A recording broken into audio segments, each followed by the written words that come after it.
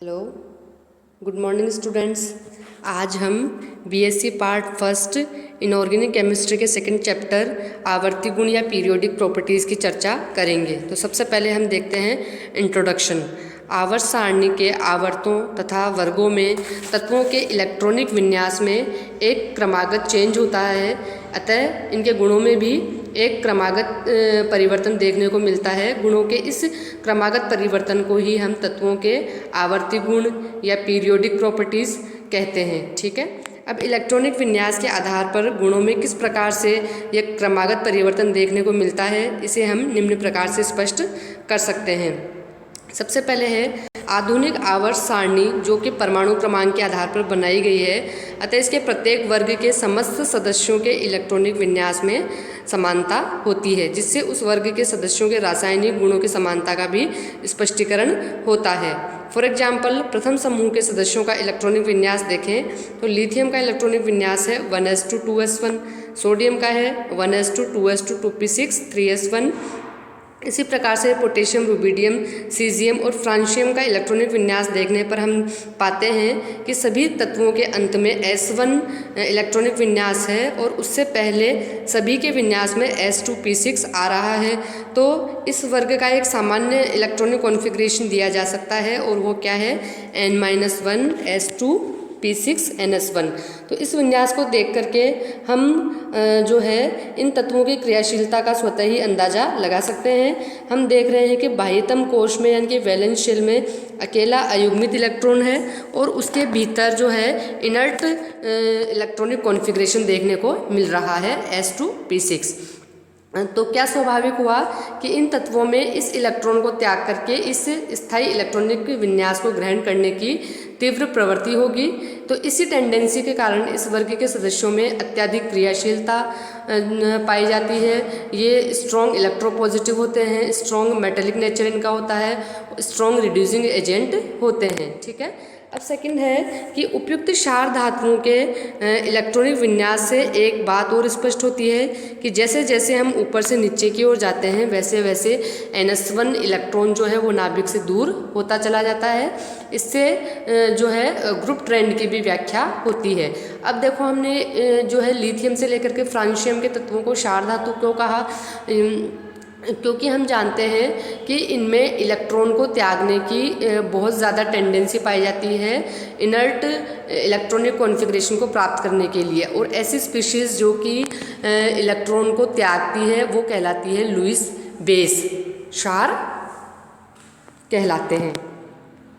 अब है आपके वर्ग में ऊपर से नीचे जाने पर तत्वों के जो आयनन विभव है, आयोनाइजेशन पोटेंशियल है, वो घटते चले जाते हैं और परमाणुवीय त्रिज्या बढ़ती चली जाती है, विद्युत ऋणात्मकता घटती चली जाती है, धात्विक तथा क्रियाशीलता का गुण बढ़ता चला जाता है। ठीक है, तो इन सब का मूल कारण क्या है? इन सभी का एक ही कारण है कि जो वैलेंस शेल के इलेक्ट्रॉन्स हैं वो नाभिक से दूर होते चले जाते हैं। जब वैलेंस शेल के इलेक्ट्रॉन नाभिक से दूर होते चले जाएंगे तो इन पर नाभिक का जो प्रभावी आकर्षण बल है वो कमज़ोर होता चला जाएगा, दुर्बल होता चला जाएगा, जिसके कारण इनमें ये ग्रुप ट्रेंड देखने को मिलता है। ठीक है, इसी प्रकार यदि हैलोजनों के इलेक्ट्रॉनिक विन्यास को हम देखें तो पाते हैं कि इनमें NS2 NP5 इलेक्ट्रॉन विन्यास देखने को मिलता है। ठीक है, तो फ्लोरीन से लेकर के आयोडीन तक जब हमने हैलोजेंस के इलेक्ट्रॉनिक कॉन्फ़िगरेशन को देखा तो वैलेंस शेल में इलेक्ट्रॉनिक विन्यास क्या है, NS2 NP5। तो यदि ये इलेक्ट्रॉन जो है एक इलेक्ट्रॉन ग्रहण कर लें तो हैलोजेंस जो है स्थायी उत्कृष्ट गैस विन्यास प्राप्त कर लेते हैं। तो ऐसी स्थिति में क्या होगा कि इनकी इलेक्ट्रॉन ग्रहण करने की टेंडेंसी बहुत ज़्यादा होगी। तो इसके कारण ये क्या है, ये भी क्षार धातुओं की भांति जो है बहुत ज़्यादा रिएक्टिव होंगे। लेकिन क्षार धातुओं की क्रियाशीलता जो है वो तो इलेक्ट्रॉन त्यागने के कारण होती है, क्योंकि इलेक्ट्रॉन को त्यागने पर ही उनमें स्थायी इलेक्ट्रॉनिक विन्यास प्राप्त होता है, जबकि हैलोजेंस की जो रिएक्टिविटी है वो इलेक्ट्रॉन ग्रहण करने के कारण होती है, क्योंकि इलेक्ट्रॉन ग्रहण करने के बाद ही ये स्थायी उत्कृष्ट गैस विन्यास प्राप्त करते हैं। तो एक वर्ग में ऊपर से नीचे की ओर जाने पर तत्वों का जो आकार बढ़ने के साथ साथ में उनके इलेक्ट्रॉनों को त्यागने की क्षमता तो बढ़ती चली जाती है, लेकिन इलेक्ट्रॉनों को ग्रहण करने की क्षमता घटती चली जाती है। अतः हम कह सकते हैं कि क्षार धातुओं की जो रिएक्टिविटी है वो तो ऊपर से नीचे की ओर जाने पर बढ़ती है, लेकिन हैलोजनों की जो क्रियाशीलता है वो ऊपर से नीचे की ओर जाने पर घटती है।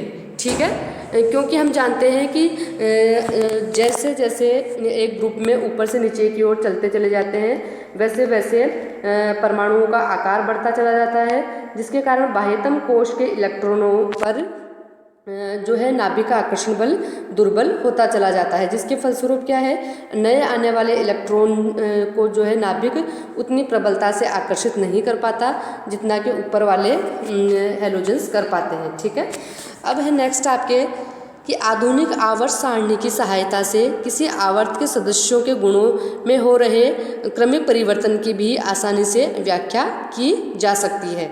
ठीक है, तो जैसे हमने इतनी देर बात की ग्रुप की, अब हम बात कर रहे हैं पीरियड की यानी कि आवर्त की। तो जैसे हम बात कर रहे हैं यहाँ पे lithium, beryllium, boron, carbon, nitrogen, oxygen, fluorine और नियोन। तो इन सभी का इलेक्ट्रॉनिक विन्यास देखने से हमें क्या स्पष्ट हुआ, ये स्पष्ट हुआ कि द्वितीय आवर्त के समस्त सदस्यों के विन्यास में बाह्यतम कोश की संख्या क्या है, 2 है, क्योंकि ये सभी जो है दूसरे आवर्त के सदस्य है।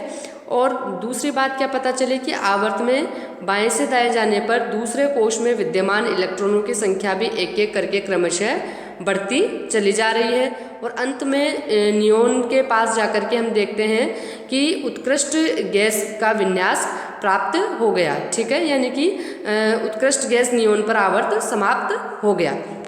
ठीक है, अब एक आवर्त में बाएं से दाएं जाने पर एक ही कोश में विद्यमान इलेक्ट्रॉनों की संख्या में एक एक करके वृद्धि होती है, जिसके कारण क्या होता है, एक ही आवर्त के सदस्यों में जब हम लिथियम से नियोन की तरफ चलते हैं तो परमाणुवीय त्रिज्या का मान घटता चला जाता है। ठीक है, परमाणुवीय त्रिज्या का मान क्यों घटता चला जाता है, क्योंकि आपके जो है कोश तो वही बना हुआ है, दूसरा कोश बना हुआ है, वैलेंस शेल दूसरा ही है, लेकिन जब एक एक इलेक्ट्रॉन की संख्या में वृद्धि होती है तो नाभिकीय आवेश में भी एक एक करके वृद्धि होती है, क्योंकि जैसे जैसे इलेक्ट्रॉन ऐड होते चले जाते हैं बाह्यतम कोश में वैसे वैसे प्रोटॉन्स की संख्या भी एक एक करके बढ़ती है, जिससे बाह्यतम कोश में नाभिक का आकर्षण बल बढ़ता चला जाता है। और जब हम जानते हैं कि नाभिक का आकर्षण बल बढ़ेगा तो बाह्यतम कोश के इलेक्ट्रॉनों को नाभिक जो है अपनी ओर खींचेगा, अपनी ओर आकर्षित करेगा, जिससे क्या होगा कि त्रिज्या कम हो जाएगी। अब जो है त्रिज्या कम हो जाएगी, यानी कि बाह्यतम कोश के इलेक्ट्रॉनों को नाभिक के आकर्षण बल से मुक्त कराना मुश्किल हो जाएगा, तो हम बोलेंगे कि आयनन विभव का मान बढ़ता चला जाता है।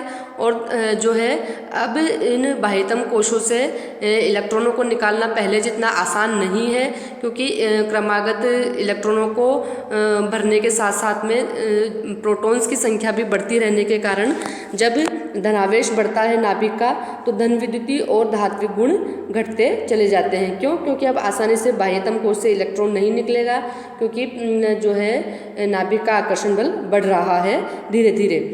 इसी प्रकार से हम बोले ऋण विद्युतीय गुण बढ़ता चला जाता है। इसका मतलब कि जब नाभिक का आकर्षण बल बढ़ रहा है, इसका मतलब बाह्यतम कोश में इलेक्ट्रॉन के जुड़ने की संभावना बढ़ रही है, लेकिन इलेक्ट्रॉन के त्यागने की संभावना घट रही है। ठीक है, तो इस प्रकार हम देखते हैं कि आधुनिक आवर्त सारणी से किसी वर्ग अथवा आवर्त के गुणों के क्रमिक परिवर्तन की भी हम आसानी से व्याख्या कर सकते हैं। ठीक है, अब हम लेते हैं सबसे पहले परमाणविक और आयनिक त्रिज्याओं को। तो एक परमाणु के बाह्यतम इलेक्ट्रॉन और नाभिक के मध्य की दूरी को हम बोलते हैं एटॉमिक रेडियाई या परमाणुवीय त्रिज्या। तो किसी भी तत्व के लिए परमाणुवीय त्रिज्या के मान को तो ज्ञात करना आसान नहीं है, लेकिन हम क्या कर सकते हैं कि किसी भी तत्व के डायटोमिक मॉलिक्यूल को लेते हैं और उन दोनों परमाणुओं के नाभिकों के बीच की दूरी या हम बोले सहसंयोजक बंध दूरी को ज्ञात कर सकते हैं। अब ये दोनों परमाणुओं के बीच की जो दूरी है, जिसे हम अंतर्नाभिकीय दूरी भी कहते हैं या सहसंयोजक बंध दूरी भी कहते हैं, इसके आधे भाग को हम बोलेंगे सहसंयोजक त्रिज्या या परमाणु त्रिज्या। तो किसी धात्विक क्रिस्टल से भी अंतर्नाभिकीय दूरी को ज्ञात किया जा सकता है। उस स्थिति में उस दूरी के आधे को हम बोलेंगे धात्विक त्रिज्या या परमाणु त्रिज्या। ठीक है। तो परमाणु त्रिज्या के निर्धारण करने के लिए कई प्रकार के टेक्निक्स हैं। इनमें एक्स किरण विवर्तन या इलेक्ट्रॉन विवर्तन या न्यूट्रॉन विवर्तन जैसी विधियों का उपयोग किया जाता है। तो इन सब विधियों में क्या होता है, किसी भी तत्व के क्रिस्टल से एक्स किरण, इलेक्ट्रॉन अथवा न्यूट्रॉन पुंज को गुजारा जाता है और विवर्तित किरणों अथवा कणों से दो परमाणु नाभिकों के मध्य की दूरी का कैलकुलेशन कर लिया जाता है। तो जिन तत्वों के क्रिस्टल्स नहीं होते हैं उनके किसी उपयुक्त यौगिक को लिया जाता है जिसमें से एक तत्व की सहसंयोजक त्रिज्या तो ज्ञात है, तो दोनों के अंतर्नाभिकीय दूरी में से ज्ञात तत्व की सहसंयोजक त्रिज्या को हम घटा देंगे तो उस अज्ञात तत्व की सहसंयोजक त्रिज्या को हम ज्ञात कर सकते हैं। ठीक है।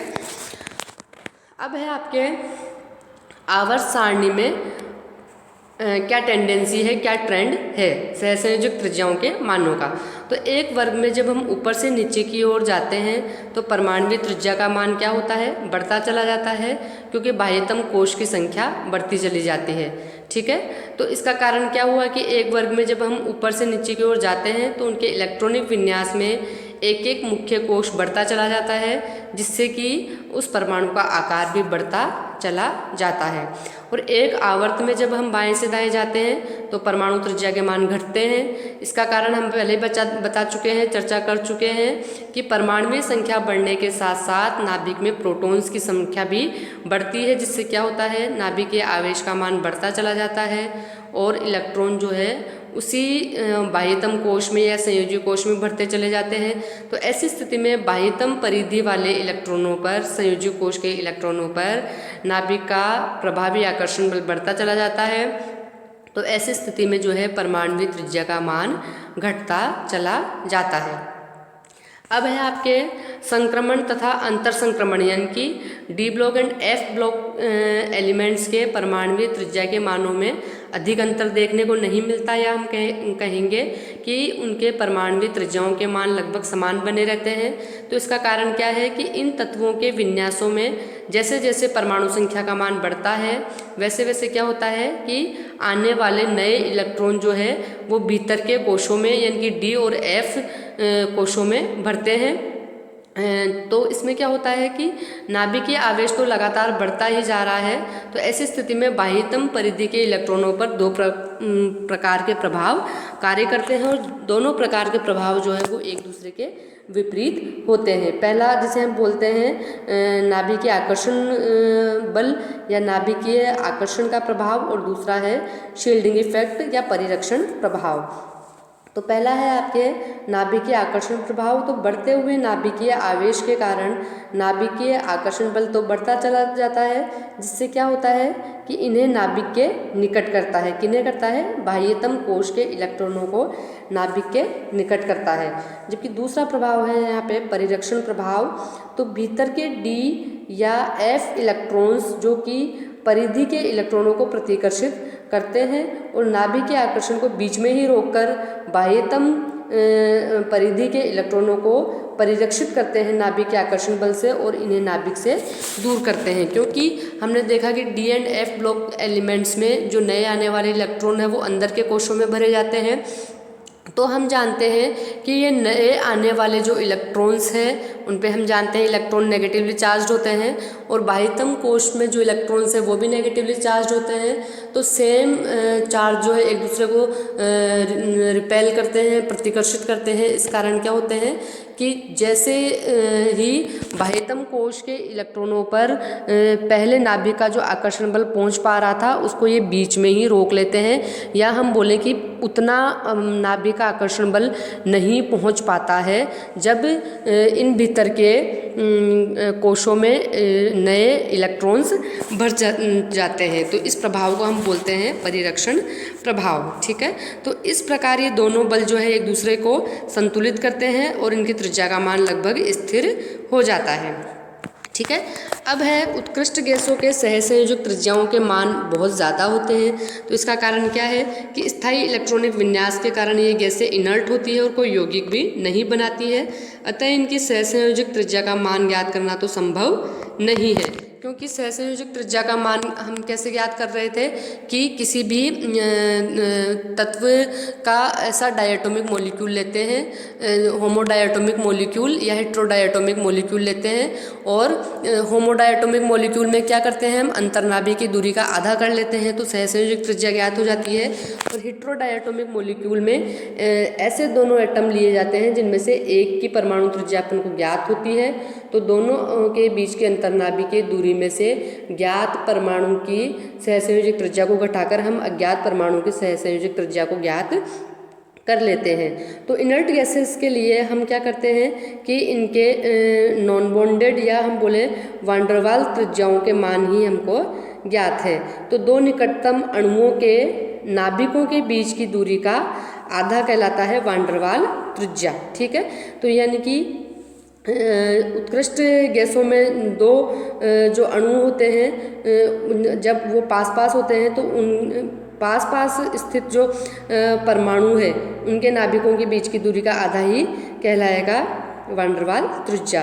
तो इसे ज्ञात करने के लिए पदार्थों का ठोस अवस्था में हम एक्सरे एनालिसिस करते हैं, तो किसी अणु के लिए सहसंयोजक त्रिज्या की तुलना में वांडरवाल त्रिज्या का मान सदैव ही ज़्यादा होता है। ठीक है, अब है कि एक आयन के जो नाभिक और बाह्यतम इलेक्ट्रॉन के मध्य की दूरी को हम बोलेंगे आयनिक त्रिज्या। ठीक है, तो आयन हम जानते हैं दो प्रकार के होते हैं, धनायन और ऋणायन। तो एक धनायन के बनने में परमाणु अपने इलेक्ट्रॉनों को खोता है, चूँकि नाभिक में प्रोटॉनों की संख्या तो वही है, अतः परमाणु जो है कुछ इलेक्ट्रॉनों को अगर त्याग देगा तो वही नाभिक अब कम इलेक्ट्रॉनों को अपनी ओर आकर्षित करेगा, या हम बोलेंगे कि पर इलेक्ट्रॉन जो है नाभिक का आकर्षण बल बढ़ जाएगा। तो स्वाभाविक है कि जब नाभिक का आकर्षण बल बढ़ता चला जाएगा तो परमाणु संकुचित होकर के छोटा हो जाएगा, क्योंकि बाह्यतम कोश के इलेक्ट्रॉन नाभिक के पास आ जाएंगे।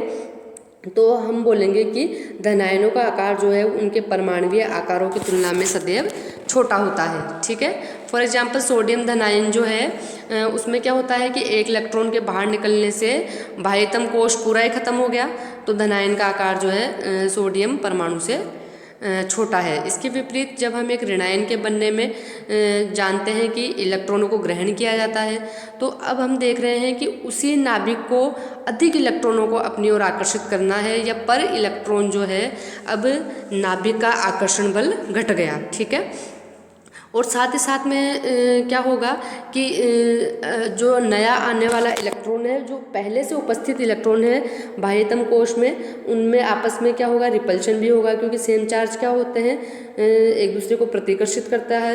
तो इसके कारण क्या है कि इलेक्ट्रॉन अभ्र या इलेक्ट्रॉन क्लाउड जो है वो फैलकर आयनिक आकार को बड़ा कर देगा, जिससे कि ऋणायन जो है सदैव ही उदासीन परमाणु से आकार में बड़ा होता है। ठीक है।